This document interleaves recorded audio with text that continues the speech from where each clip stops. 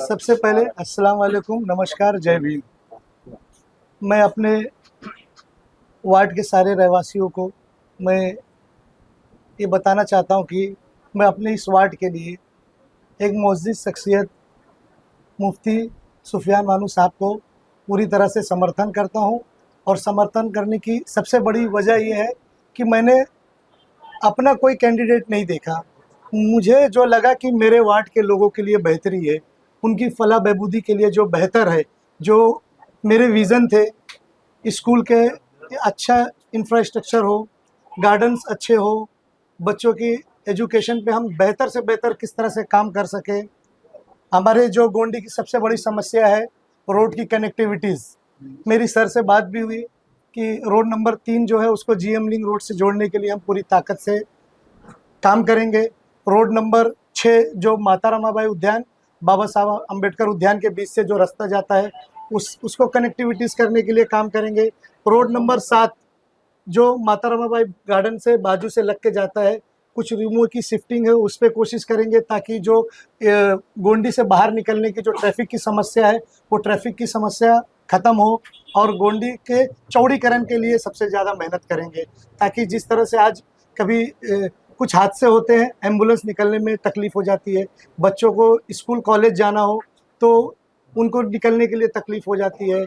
और हमारे गोंडी शिवाजी नगर में स्पेशल चाइल्ड बच्चों के लिए स्कूल बनाना, आज कम से कम 500 के करीब स्कूल बच्चे, स्पेशल चाइल्ड बच्चे जिनके लिए स्कूल बनाना बहुत ज़रूरी है, कोई ध्यान नहीं दे रहा है। मैं काफ़ी वक्त से इसके प्रोसेस में लगा हूँ और मैंने मेरी सारी बातें मैंने सर से रखी है और अल्हम्दुलिल्लाह मेरी सोच और सर की सोच लगभग पूरी तरह से मिली। और मुझे इसकी खुशी है कि मैं एक ऐसे इंसान के लिए खड़ा हूँ जो मेरे गोंडी के, मेरी आवाम के लिए बेहतर है।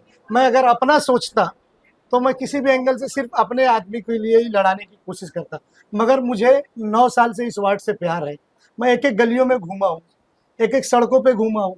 रात में जब मास्टिंग होता था, पूरी रात खड़े रह के मैं पोर्ट होल भरने के लिए मास्टिंग करवाता था। मैंने हमेशा 9 साल बढ़ चढ़ कर के हिस्सा लिया, जो भी कोशिश थी एजुकेशन में। आज आप लोग देखते हो कि 7 माले का अल्हम्दुलिल्लाह सबसे बेहतर स्कूल हमारे यहाँ पर लगभग बन चुका है। और उसमें ऑडिटोरियम भी है, साइंस लेबोरेटरी है और अच्छे प्लेग्राउंड है जो बच्चों के लिए गलत रास्ते से हट के एक एजुकेशन की तरफ बढ़े, उसके लिए हम लोग ने काम किया।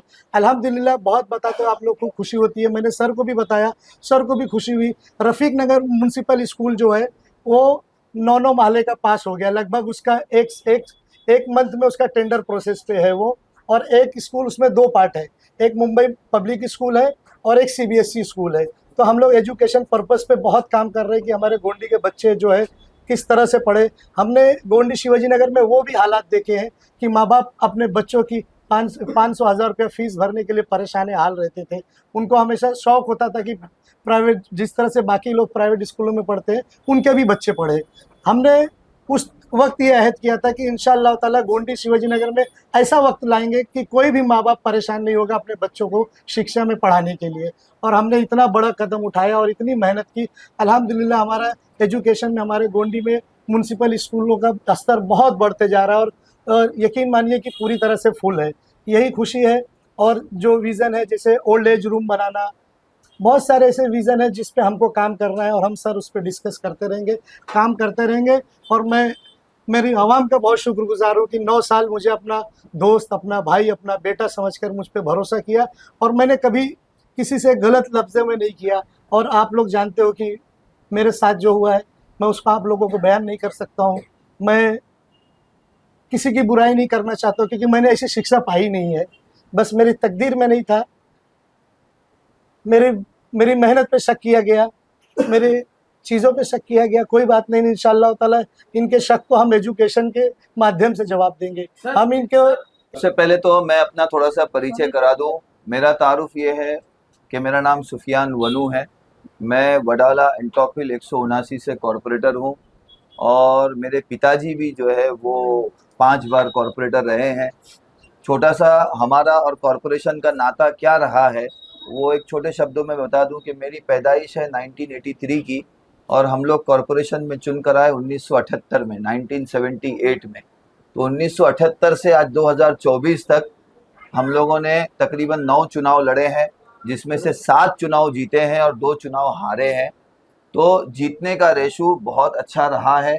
और यहाँ पे आने का जो समीकरण, जो सियासी समीकरण था, सियासी समीकरण के मेरी सीट लेडीज हो जाना और ये सीट ओबीसी हो जाना, क्योंकि ये बात बहुत सारे हमारे साथियों के जहन में होती है कि वो नगर सेवक तो ये स्थानीय होता है, नगर सेवक का काम स्थानिक लेवल पे होता है, लेकिन सियासी समीकरण ऐसी बैठी कि ओबीसी होने के कारण किसी भी पार्टी के पास लोकल स्थानीय अच्छा ओबीसी उम्मीदवार होना बहुत मुश्किल था।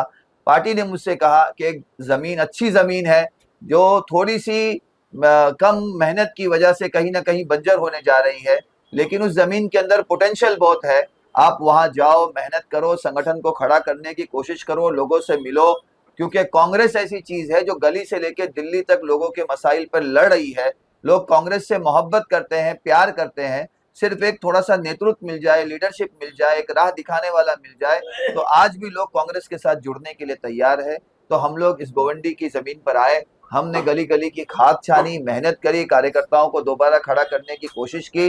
इसी जिम्न में मैंने ये चीज, क्योंकि जितने भी लोग हैं जो समाजवादी है, 10 साल पहले गोवंडी में समाजवादी को कोई नहीं जानता था। ये 10 साल और 15 साल की पैदावार है। इससे पहले 50 साल गोवंडी हमेशा से कांग्रेस का गढ़ था, और मैं यकीन दिलाता हूं आने वाले 5 सालों के बाद दोबारा इसको कांग्रेस का गढ़ बनाकर रहेंगे। इसका इंशाल्लाह आपको यहाँ पर यकीन दिलाता हूं। हम कहते हैं ना कि अकेला ही चला था जानिबे मंजिल, लोग जुड़ते गए और कारवां बनता गया। एक बेड़ा उठाया था, अकेले आया था, अकेले उतरा था, एक बंदे से मिला, दूसरे से मिला, तीसरे से मिला, आज वो कारवां हमारा इरफान खान साहब के दरवाजे तक पहुंचा है। और मुझे बहुत गर्व है, मुझे बहुत फख्र है इनके जैसा आदमी, क्योंकि 2014 के बाद राजनीति का जो स्तर है वो पूरा तब्दील हो गया, पूरा बदल गया। देश की राजनीति एक अलग रुख पे चली गई, एक अलग रंग पे चली गई। 2017 के बाद, 2014 के बाद जो लोग चुनाव जीतकर आ रहे हैं, उनका अपना व्यक्तिगत कहीं ना कहीं कुछ महत्व है, कुछ ना कुछ इम्पैक्ट है, कुछ ना कुछ वजन है, इस वजह से वो चुनकर आ रहे हैं। मैं खुशनसीब हूं कि मुझे इरफान खान जैसा जो है हमारा साथी मिला, जो नौजवान है और जिन्होंने कुर्बानी दी और जिन्होंने साफ कहा कि मैं बहुत दिनों से कोशिश कर रहा था कि एक बार उनसे मुलाकात हो जाए, एक बार हम उनके साथ बैठ जाए। मैंने मैसेज भिजवाया कि फैसला आपको लेना है, लेकिन एक बार मेरी बात तो सुन लो। मेरी बात सुनने के बाद में अगर आपको मेरी बात समझ में नहीं आती है तो आपको इनकार करने का हक है। हम एक बार बैठे, 2 बार बैठे, मैंने उनके सामने बातें रखी, मेरा विजन रखा, मैंने उनको रखा कोई भी नया आदमी चुनकर आएगा उसको कॉरपोरेशन समझने में 5 साल गुजर जाएगा। और कॉरपोरेशन हमारे लिए ऐसा है कि घर की खिड़की है, कि कौन सी खिड़की कब कहां कैसे खटखटानी है, कैसे फंड लाना है, कैसे निधि लाना है, ये हमको पता है, हमने अपने इलाकों में काम किया है। इसीलिए आदमी 7-7 बार 8-8 बार अगर चुन के आता है, वो कुछ किया होगा तभी चुनकर आता है, नहीं तो क्यों चुनकर आएगा। तो मेरे लिए बहुत गर्व की बात है कि उन्होंने इस बात को बहुत सम्मान के साथ, बहुत इज्जत के साथ सुना और फिर कहा कि मुझे थोड़ा वक्त दो मुफ्ती साहब, मैं सोचूंगा। सोचने के बाद उनका फिर फोन आया, फिर कुछ बातें हमने उनसे कही कि भाई, उन्होंने कहा मेरा ये प्रोजेक्ट है, मैं चाहता हूं कि भाई ये स्कूल बने, मैं चाहता हूं कि ये चीज बने, ये चीज बने। मैंने उनसे कहा कि आपका विजन मेरा विजन एक होगा और मेरा एक्सपीरियंस उसके साथ जुड़ेगा और आने वाले दिनों में गोवंडी का भविष्य हम बदलेंगे। इस संकल्प के साथ उन्होंने हाथ मिलाया, बगैर किसी मफाद के, बगैर किसी लालच के, बगैर किसी उम्मीद के। उन्होंने मुझे कहा मुफ्ती साहब आप 3 बजे जुमा के दिन मेरी ऑफिस पर आइए, हम बैठेंगे, पीसी करेंगे और प्रेस कॉन्फ्रेंस में मैं आपको अपना समर्थन दूंगा और पूरी ताकत के साथ कंधे से कंधा मिलाकर आपके साथ खड़ा भी रहूंगा। और इसी के साथ उन्होंने भी एक उम्मीदवार यहाँ पर नॉमिनेशन के लिए उतारा था, उन्होंने कहा कि हम उनको विड्रॉ करेंगे और एक साथ, एक मुश्त, एक ताकत, एक आवाज बनकर हम लोगों के दरवाजे तक जाएंगे, लोगों को समझाएंगे। एक बात याद रखिए, जब भी ताकत किसी एक आदमी के हाथ में आ जाती है, मोनोपोली जब बन जाती है, तो वो मोनोपोली देश के लोकतंत्र के लिए नुकसानदेह होती है, जिससे राहुल जी आज लड़ रहे हैं कि आज पूरा के पूरा देश 2 हाथों में दे दिया गया है। तो उसी तरीके से कि पूरा के पूरा गोवंडी एक कोई अपने आप को ऐसा समझने लगा है कि वो तानाशाह है, वो जो चाहेगा वो होगा, वो जो चाहेगा वो करेगा। उसे नहीं पता कि जब घंटी बजती है रात में 12 बजे, तो जो जमीन के स्तर का कार्यकर्ता होता है ना, वो उठ के भागता है, उसको हॉस्पिटल जाना पड़ता है, उसको पुलिस स्टेशन जाना पड़ता है। ये तो सिर्फ आते हैं, गाड़ियों पे बैठते हैं, हाथ हिलाते हैं, स्टेज पे खड़े रह के लच्छेदार भाषण करके चले जाते हैं, जमीन पर उनकी जमीन तैयार करने वाले इरफान भाई जैसे हमारे कार्यकर्ता होते हैं, ये जमीन पर होते हैं, इसलिए उनकी जय जयकार होती है। लेकिन कुछ दिन के बाद इंसान समझने लगता है नहीं मेरी वजह से वोट मिलता है। उस मैं और उस भरम, उस गुरूर, उस तकब्बुर को तोड़ने के लिए आज सुफियान वनू और इरफान खान साथ में आए हैं, और हमको यकीन है कि आने वाले दिनों में उस गुरूर का चिकनाचूर हम करेंगे, तकब्बुर को तोड़ेंगे और उनको बताएंगे कि इरफान खान क्या चीज है, कि आपकी आवाज इरफान की वजह से थी, इरफान की आवाज आपकी वजह से नहीं थी। ये बात उनको बताएंगे और ये बात उनको साबित करके 16 तारीख को इंशाल्लाह हम साथ में जश्न मनाएंगे। मैं बहुत बहुत बहुत दिल से शुक्रगुजार हूं कि इरफान भाई ने मेरी बातों पर यकीन किया, बगैर लालच, बगैर मफाद के मेरा साथ दिया।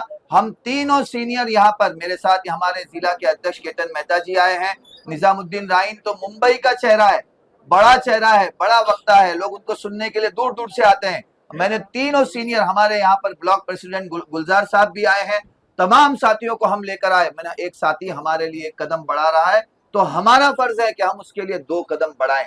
मैं यकीन दिलाता हूं आपका, आपकी उम्मीद, आपकी तमन्ना, आपकी सोच, उस पर एक भी हर्फ नहीं आएगा। इरफान खान इस वार्ड का नगर सेवक था, अगले 5 साल भी नगर सेवक वो ही रहेगा। जो हम कर सकते हैं वो करेंगे। सुफियान वनू उसके साथ में कंधे से कंधा मिलाकर काम करेगा। जो काम, जैसा कहेंगे हम मिलकर साथ में करेंगे और एक नया गोवंडी खड़ा करने की इंशाल्लाह कोशिश करेंगे। आप लोग आए उसके लिए बहुत बहुत शुक्रिया।